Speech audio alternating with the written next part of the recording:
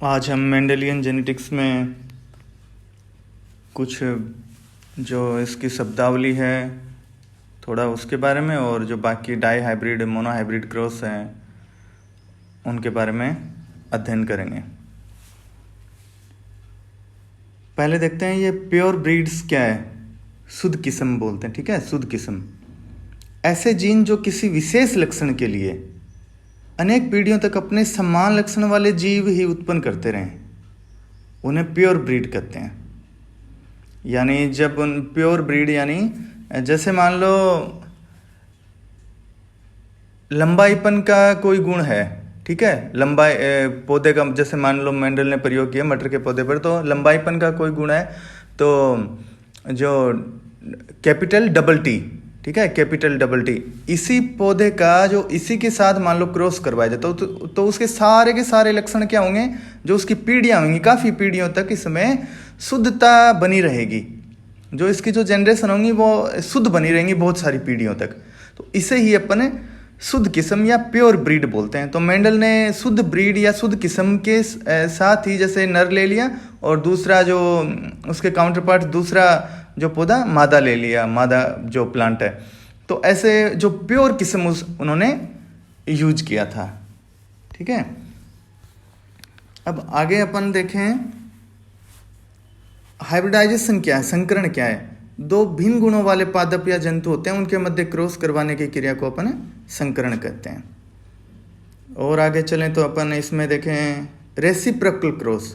Reciprocal cross क्या होता है, जैसे देखें सेट ऑफ ये टू क्रॉस मानेंगे अपन, set of two crosses in which source of gametes are reversed. Gamete के जो सोर्स हैं, जो गेमीट अपन जिससे प्राप्त हो रहे हैं, उन सोर्स को अपन रिवर्स कर दें।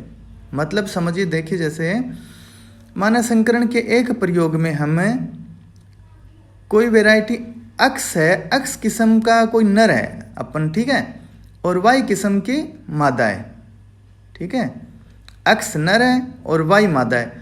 अगर हम इसी दूसरे प्रयोग में, जो पहले प्रयोग में अपन ने अक्स नर और वाई मादा उनके बीच क्रॉस करवाया था, अब दूसरे वाले प्रयोग में हम उस अक्स की मादा ले लें, अक्स के जो फीमेल जो है वो लें, और वाई है जो किस्म वाई है या जो भी वैरायटी वाई है उसका नर का के बीच संकरण करवाते हैं। तो यह है रेसिप्रोकल क्रॉस कहलाता है ये, ठीक है। अब इसका क्यों करवाते हैं रेसिप्रोकल क्रॉस, ताकि यह पता लग सके कि दोनों जनक जो दोनों पेरेंट्स हैं उनका समान योगदान है।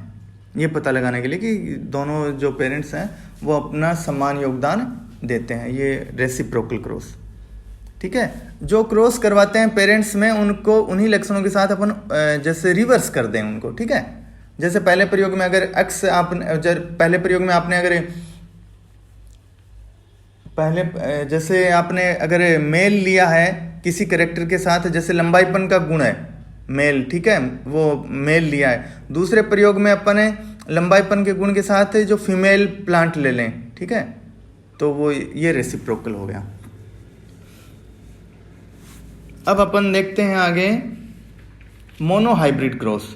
ये क्या है, एक संकरण या मोनो हाइब्रिड क्रॉस।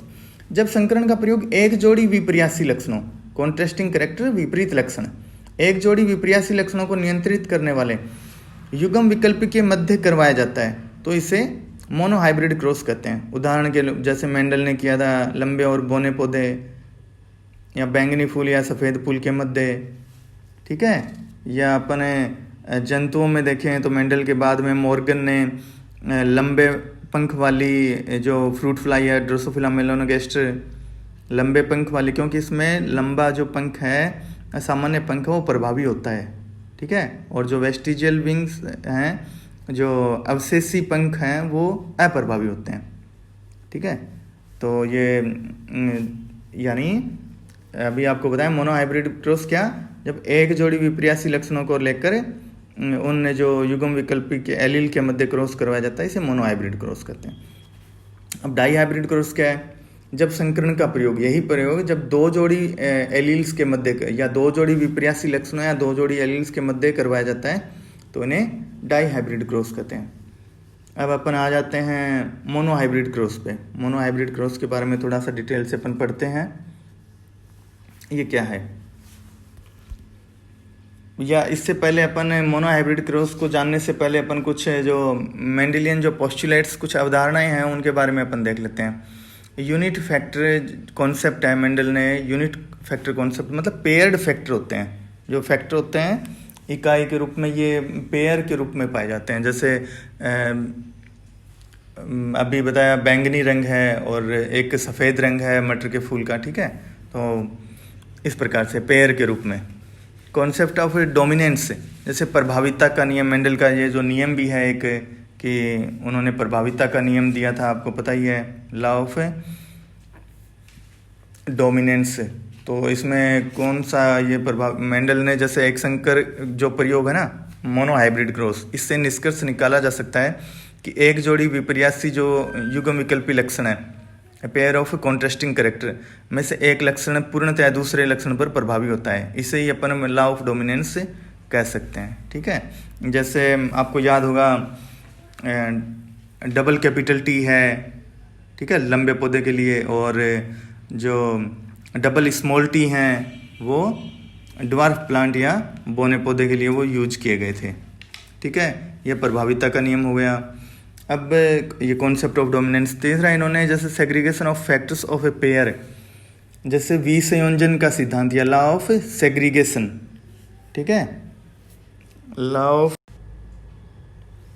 जैसे लॉ ऑफ सेग्रीगेशन में अपन देखें तो लॉ ऑफ सेग्रीगेशन, इसे ही विसंयोजन का नियम, इसी का दूसरा नाम है law of purity of gametes, यानी युग्मकों की शुद्धता का नियम, ठीक है। यानी इसमें देखें तो मेंडल ने संकरण प्रयोगों में यह पाया कि F1 पीढ़ी में केवल डोमिनेंट लक्षण, डोमिनेंट फिनोटाइप ही एक्सप्रेस होते हैं, अभिव्यक्त होते हैं, जबकि अप्रभावी रिसेसिव कारक नष्ट नहीं होता इसमें, वो F2 पीढ़ी में वापस आ जाएगा, वो पुनः प्रकट हो जाएगा, ठीक है। यानी इससे क्या स्पष्ट हुआ कि F1 पीढ़ी में जो फैक्टर बताए मेंडल ने, उनका सम्मिश्रण या उनका कॉन्टिमिनेशन, सम्मिश्रण नहीं होता है, वो आपस में मिक्स नहीं होते हैं, वे एक दूसरे के साथ साथ बने रहते हैं। और गैमेटोजेनेसिस, युग्मक निर्माण के दौरान ये दोनों कारक पुनः एक दूसरे से विसंयोजित, सेग्रीगेट या सेपरेशन, अलग अलग पृथक हो जाते हैं पुनः। इसके फलस्वरूप जो निर्मित युग्म है, जो एक विशेष लक्षण के लिए वो प्योर होते हैं, ठीक है। इस युग्मक में एक प्रभावी या अप्रभावी एक ही कारक होता है। F1 पीढ़ी के विपरीत ये F2 पीढ़ी में ये दोनों कारक के साथ साथ नहीं होते हैं। इसी घटना को ये अपन जानते हैं इसको कि ये विसंयोजन नियम या लॉ ऑफ सेग्रीगेशन या law of purity of gametes है, ठीक है। यह है मेंडल का जो, इसे अपन मेंडल फर्स्ट जो लॉ है इसके नाम से भी, मेंडल का प्रथम नियम के नाम से भी अपन इसे प्रथम नियम भी कह सकते हैं, ठीक है। अब इससे आगे देखें तो एक और नियम आता है स्वतंत्र अपव्यूहन का नियम, उसके बारे में अपन आगे पढ़ेंगे। पहले अपन देखते हैं मोनोहाइब्रिड क्रॉस क्या है। मेंडल ने अपने प्रयोग, मेंडल का जैसे प्रयोग देखें अपन जो जूलॉजी में अपन जो पहले तो अपना प्राणी शास्त्र का जो एक मेंडल के पश्चात मॉर्गन ने जो प्रयोग किया उसके बारे में देखते हैं। एक तो इन्होंने लंबे पंख वाली और जो अवशेषी पंख वाली, लंबे पंख वाली अभी बताया मॉर्गन कि ये ड्रोसोफिला मेलानोगास्टर ये प्रभावी डोमिनेंट है, और ये एग्जाम्पल है मोनोहाइब्रिड क्रॉस के अपन बात करें, ठीक है। और वेस्टिजियल जो विंग्स हैं, मतलब अवशेषी पंख हैं, ये ड्रोसोफिला मेलानोगास्टर में अप्रभावी होते हैं। F1 पीढ़ी में क्या होंगे, क्या प्राप्त होगा फिर हमें F1 पीढ़ी में, बताइए। F1 पीढ़ी में हमें सभी लंबे पंख वाले ही प्राप्त होंगे, क्योंकि वो डोमिनेंट है। मटर के जो पाइसम सेटाइम पर जिन्होंने प्रयोग किया मेंडल ने, उसी के अकॉर्डिंग ये वैसा ही चलेगा, ठीक है। वही नियम इस पे लागू होते हैं। F1 पीढ़ी के सदस्यों के बीच संकरण कराए जाने पर F2 पीढ़ी में जो ड्रोसोफिला या फ्रूट फ्लाई मक्खियाँ जो प्राप्त हुई थी ना F2 पीढ़ी में, इनकी संख्याओं का अनुपात ही मेंडलीय अनुपात 3:1 ही रहा था, ठीक है। यानी 75% लंबे पंख वाली और जो शेष 1/4 या फिर 25% ये अवशेषी पंख वाली ये रही थी। अब इसमें अपन और आगे देखें, जैसे अपन जो मेंडल का जो प्रयोग किया उन्होंने मटर के पौधे पर, उसके बारे में अपन जानते हैं। मेंडल ने अपने प्रयोगों में एक जो संकरण करवाया उसमें मूल जनक जो पेरेंट्स थे उनको पेरेंट्स इन्होंने संतति कहा, ठीक है। उनकी संतान जो हुई उनको जो संतान उनकी जो उनको फर्स्ट फिलियल जनरेशन या F1 कहा। और इस F1 पीढ़ी से पौधों में जो सेल्फ पोलिनेशन या सेल्फिंग करवाया उन्होंने, इससे उत्पन्न संतति को उन्होंने सेकेंड फिलियल जनरेशन या F2 कहा था, ठीक है। मेंडल ने अब जो अपने एक संकर प्रयोग किए, जो मटर के एक जोड़ी युग्म विकल्पी लक्षण, प्रत्येक बार है ना, इन्होंने जैसे एक लक्षण ले लिया फिर उसके कंप्लीट उसका अध्ययन किया, ठीक है। उन्होंने लिखा कि ये प्राप्त हुआ, फिर उसके बाद में उन्होंने 2 लक्षण लिए, ठीक है। बाद में 2 लक्षण का जो साथ में अध्ययन किया उन्होंने। और जो शंकर थे ना, जो शंकर कुछ प्राप्त होते उनको मेंडल मतलब जैसे बाद में ऐसे छोड़ देते थे, और जो दूसरे वैज्ञानिक थे उन्होंने वही काम किया। एक सेकेंड, तो अपन देख रहे थे कि सेकेंड फिलियल जनरेशन F2 पीढ़ी कहा उन्होंने, ठीक है। और मेंडल ने अपने जो एक संकर जो मोना हाइब्रिड क्रॉस है, इसमें जो पाइसम सेटाइवम जिसे गार्डन पे भी अपन जानते हैं के नाम से जानते हैं, युग्म विकल्पी जो इनके कैरेक्टर थे, जो एलील हैं इनके, और जो लंबे पौधे हैं और जो बोने पौधे थे इनके मध्य क्रॉस करवाए इन्होंने। दोनों पौधे जो शुद्ध थे, ठीक है, शुद्ध का प्योर का मतलब जो और होमोजाइगस इन्होंने लिए थे, जिसमें दोनों कारक है, दोनों फैक्टर थे जो एक समान थे। शुद्ध जो प्योर थे उनके लिए आप जानते हैं डबल कैपिटल टी, और उनके लिए जो बोने का जो लक्षण है उसके लिए इन्होंने लिया स्मॉल कैपिटल टी, ठीक है। इसका क्रॉस करवाया F1 पीढ़ी में सभी लंबे पौधे प्राप्त हुए। इनको इन्होंने जो से हाइब्रिड संकर कहा था, ठीक है।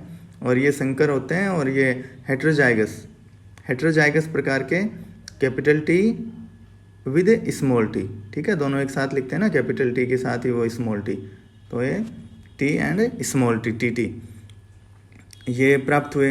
इन F1 पीढ़ी से जो पादप प्राप्त हुए, इनमें इनको सेल्फिंग करवाया, इनमें बीज उत्पन्न हुए, इनको लगाया, इनका सेल्फिंग स्वपरागण किया इनमें, ठीक है। और मेंडल को F2 पीढ़ी में क्या प्राप्त हुआ, जो संततियाँ प्राप्त हुई, इसमें इन्होंने 3:1 के रूप में 3 लंबे पौधे और एक बोना पौधा ड्वार्फ प्लांट इन्हें प्राप्त हुआ, ठीक है। और मेंडल ने ऐसे ही प्रयोग है ना, ये अलग अलग जो कैरेक्टर थे, विपर्यासी लक्षण थे, उनके साथ भी किए उन्होंने, उनको यही 3:1 प्रयोग प्राप्त हुआ। इसमें F2 पीढ़ी में लक्षण प्रारूप अनुपात 3:1, और जो इसका जीनोटाइप अनुपात है, जीनोटिपिक रेशियो है, वो रहा 1:2:1, 1:2:1, ठीक है, ये रहा था। अब अपन देखें dihybrid cross experiment Mendel का द्विसंकरण प्रयोग। मेंडल ने जो अपने प्रयोगों का विस्तार किया, मेंडल ने आपको पता है ट्राई हाइब्रिड जो क्रॉस है, त्रिसंकर प्रयोग भी मेंडल ने किए थे, ठीक है। और जो त्रिसंकर प्रयोग किए ना, तो उन्होंने प्रत्येक अगर एक लक्षण का अलग से विवेचना की जाए, अलग से उनको देखा जाए, तो वही अनुपात प्राप्त हुए थे जो मोनो हाइब्रिड वाले, जैसे 3:1। अब डाई हाइब्रिड का भी अपन विवेचन करेंगे ना, जैसे गोल और पीले बीज, हरे और झुर्रीदार बीज लिए हैं, लेकिन अगर इसमें एक लक्षण का ही देखा जाए, अगर एक ही लक्षण का अपन अलग से उसका विवेचना करें, अलग से उसको देखें, तो इसमें वही अनुपात प्राप्त होगा जो F2 पीढ़ी में 3:1 अभी पढ़ा है ना अपने, 3:1, तो उसमें भी अगर एक लक्षण के लिए द्विसंकर डाई हाइब्रिड क्रॉस में अपन जाएंगे तो वही 3:1 प्राप्त हो ना, उसमें आप चेक करके देख सकते हैं, ठीक है। तो अपन अब डाई हाइब्रिड क्रॉस पे चर्चा करते हैं। मेंडल ने अपने प्रयोगों का विस्तार डाई हाइब्रिड आगे, और इन्होंने अपना डाई हाइब्रिड क्रॉस भी करवाया, जिसमें जो पेरेंट्स प्लांट है ना, जनक पादप, वो 2 जोड़ी विपर्यासी लक्षण थे उन्होंने लिए। अब देखा कि 2 जोड़ी विपर्यासी लक्षणों पर अब प्रयोग करना, अपने को 2 जोड़ी ले लिए। वे कौन कौन से थे आप सभी जानते हैं, येलो एंड राउंड, पीले और गोल बीज का संकरण करवाया, क्रॉस करवाया किसके साथ, ग्रीन एंड रिंकल्ड, हरे और झुर्रीदार के साथ। अब बीज का जो कलर है, एक तो येलो और ग्रीन, और बीज का आकार कौन सा हुआ, गोल और झुर्रीदार। अब जो F1 पीढ़ी में क्रॉस करवाने के बाद F1 में जो प्राप्त होगा वो क्या होंगे, सारे के सारे पौधे गोल और पीले बीज वाले उत्पन्न होते हैं, जो क्या दर्शाते हैं, पीला रंग हरे पे प्रभावी है और गोलाकार झुर्रीदार लक्षण पर प्रभावी है। ठीक है। अब प्रथम F1 पीढ़ी में और क्या किया, F1 पीढ़ी में सेल्फिंग कराया, फिर F2 प्राप्त की। F2 में 4 प्रकार के पौधे प्राप्त हुए, 4 प्रकार के। ठीक है, 4 विभिन्न प्रकार के फिनोटिपिक जो अपन देखें लक्षण प्ररूप देखे 4 प्रकार के। कैसे, देखिए अपने पास पहले पेरेंट्स तो 2 ही प्रकार के थे ना, 2 ही टाइप के, पीले और गोल और हरे और झुर्रीदार। अब इसमें 4 प्रकार के कौन कौन से, पीले गोल। ठीक है, पीले गोल जो पेरेंट्स के समान है। फिर पीले के साथ झुर्रीदार का लक्षण भी आ गया। ये लक्षण समझना, देखो दूसरा लक्षण चल क्या है, पहले पीले गोल ही थे उनके साथ, लेकिन अब पीले के साथ झुर्रीदार लक्षण आ गया। इससे निष्कर्ष निकलते हैं, नियम बनता है इससे। ठीक है, जिसे अपन स्वतंत्र अपव्यवन का नियम या लॉ ऑफ सेग्रीगेशन जैसे, या पृथक्करण का नियम। ठीक है, ये सारे इसमें ये नियम ऐसे ही लागू होते हैं। ठीक है, ऐसे देखते हैं अपन इन नियमों को कैसे ये इस पर अपना प्रभाव रखते हैं। पीले के साथ झुर्रीदार आ गया, हरा गोल। ठीक है, और हरे व झुर्रीदार, हरे व झुर्रीदार और पीले व गोल इसमें पेरेंट के समान। बाकी ये 2 नए जो बताए हैं ये नए उत्पन्न हुए इनमें। इनका अनुपात क्या रहा, इनका अनुपात 9:3:3:1, 9:3:3:1 अनुपात प्राप्त हुआ। ठीक है। अब एक बात और बताइए, अगर आप इसका टेस्ट क्रॉस करेंगे तो कौन सा अनुपात होगा, डाई हाइब्रिड क्रॉस में आप अगर टेस्ट क्रॉस करें तो क्या अनुपात होगा, आप देखिएगा, कोशिश करिए। नहीं चलो आपको बताते भी हैं, इसका रेशियो तो आ जाएगा, कैसे आता है क्या आता है देखिएगा, 1:1:1:1:1, 1:1:1:1 आएगा। ठीक है, तो आप देखिए कैसे क्या होता है टेस्ट क्रॉस में। टेस्ट क्रॉस रिसेसिव के साथ F1 जनरेशन का रिसेसिव के साथ करवाते हैं, पता ही आपको। अब मेंडल ने इस परिणाम से इस निष्कर्ष पर पहुंचे कि लक्षणों के जो दोनों युग्म है ना, एक दूसरे से, लक्षणों के दोनों युग्म एक दूसरे से स्वतंत्र होकर व्यवहार करते हैं। स्वतंत्र मतलब वो मिक्स नहीं होते हैं, स्वतंत्र ही रहते हैं, जहाँ जाना है वो जाएंगे। ठीक है, मेंडल के, लेकिन हालांकि इसके अपवाद हैं, उनके बारे में बाद में पढ़ेंगे, लेकिन पहले जो मेंडल साहब ने जो काम किया इसके बारे में यही है। यानी दोनों लक्षणों के जो दोनों युग्म है, लंबा बोनापन या फिर पादप की लंबाई का, पुष्प की स्थिति का, फली पॉड जो फली है, सिम्ब है, उसका रंग कैसा है, उसकी आकृति कैसी है, बीज की आकृति, पुष्प का रंग, ये जो है ना, ये जो कैरेक्टर हैं दोनों युग्म एक दूसरे से स्वतंत्र होकर व्यवहार करते हैं। अर्थात मतलब कारक जो जीन है, जीन के स्वतंत्र अपव्यवन ये व्यवहार को प्रदर्शित करते हैं। यानी अब ये स्वतंत्र अपव्यवन क्या है, स्वतंत्र अपव्यवन में किसी युग्मक में एक जीन के 2 विकल्प में से कोई एक दूसरे जीन के 2 विकल्प में से किसी भी विकल्पी के साथ ये समान आवृत्ति में संयोजित होने हेतु ये स्वतंत्र होते हैं। ठीक है, ये स्वतंत्र, यानी इसकी परिभाषा जो अपन देखें वैसे अलग से, तो जब किसी युग्मक में युग्मक मतलब गैमीट में वो जो एन होता है, आपको पता ही है, जब किसी युग्मक में एक जीन के 2 विकल्पियों में से कोई एक या दूसरे जीन के 2 विकल्पियों में से किसी भी विकल्पी के साथ समान आवृत्ति में जाता है। यानी विकल्पी के साथ जो कोई 2 विकल्प हैं, दूसरे जीन के 2 विकल्प हैं, उनके साथ जो समान आवृत्ति में जाएगा, स्वतंत्र अपव्यवन। ये स्वतंत्र अपव्यवन का नियम डाई हाइब्रिड क्रॉस उसी पे ही उसी को प्रभावित, उसी पे लागू होना है। ठीक है, क्योंकि 2 लक्षण आ गए ना, तो स्वतंत्र अपव्यवन का नियम ये उन्हीं पे लागू है। मोनो हाइब्रिड को तो अपने प्रभाविता का नियम है या लॉ ऑफ सेग्रीगेशन है, वो उसी से पृथक्करण का नियम भी, संयोजन का नियम भी कहते हैं, लॉ ऑफ सेग्रीगेशन है, उसी पे लागू है, उसको समझ सकते हैं उससे ये। और स्वतंत्र अपव्यवन का नियम ये उस पे लागू हो जाएगा। ठीक है, और इसके जो अपवाद हैं उनके बाद में पढ़ेंगे। यानी आप समझ गए, जब किसी या जो दूसरे जीन के जो 2 विकल्पी हैं उनके साथ किसी भी विकल्प के साथ समान आवर्ती में जाता है, वो इसके साथ भी यानी 50% जाएगा तो इसके साथ भी समान आवर्ती में जाएगा, इसे स्वतंत्र अपव्यवन का नियम कहते हैं अपन। अब थोड़ा सा और देखें तो लॉ ऑफ प्योरिटी दोबारा अगर मैं बताऊं आपको, तो गैमीट फॉर्मेशन के दौरान जो पेयर है ना एलील के, वो सेपरेट हो जाते हैं। ठीक है, वो सेपरेट होते हैं। और जो F1 है जो हाइब्रिड सेल्फ क्रॉस है, as well as test cross, dominant and recessive both phenotype appear in F2 generation. F2 generation में डोमिनेंट और रिसेसिव दोनों फिनोटाइप उत्पन्न होंगे। ये पॉसिबल कैसे है? It is possible only if both the allele of a gene, allele के जो जीन के जो एलील हैं दोनों, वो get segregate during gametogenesis, gametogenesis के दौरान वो अलग अलग हुए। और ये जो 3:1 रेशियो है, the 3:1 ratio of self cross is based upon, ये किस पे बेस है? जो मोनोहाइब्रिड, ये सेग्रीगेशन पे, मतलब सेपरेशन, अलग होना, ठीक है, विसंयोजन। और रैंडम फ्यूजन ऑफ गैमिट्स, मतलब जो गैमिट्स हैं वो रैंडम फ्यूजन हो, किसी के साथ भी कोई भी ऐसे फ्यूज हो जाए, ठीक है, गैमिट। और जो डिप्लॉइड्स जो हैं, डिप्लॉइड्स में क्या, in diploids a gamete receive only one set of chromosome. Gametes में जो डिप्लॉइड्स हैं उनका जो गैमिट बनते हैं तो क्या होता है, एक सेट ही तो प्राप्त होता है क्रोमोसोम का। सो क्या करेंगे, वो receive only one allele of a gene, जो जीन का जो एक एलील है वो ही प्राप्त करेंगे वो। बट इन डाइप्लॉइड गैमिट नहीं, sorry, but in polyploid gamete में क्या होगा, पॉलीप्लॉइड में भाई जो पॉलीप्लॉइड है ना, पॉलीप्लॉइड गैमिट्स ये हाइब्रिड हो सकते हैं क्योंकि ज़्यादा हो गए इनमें। थैंक्स।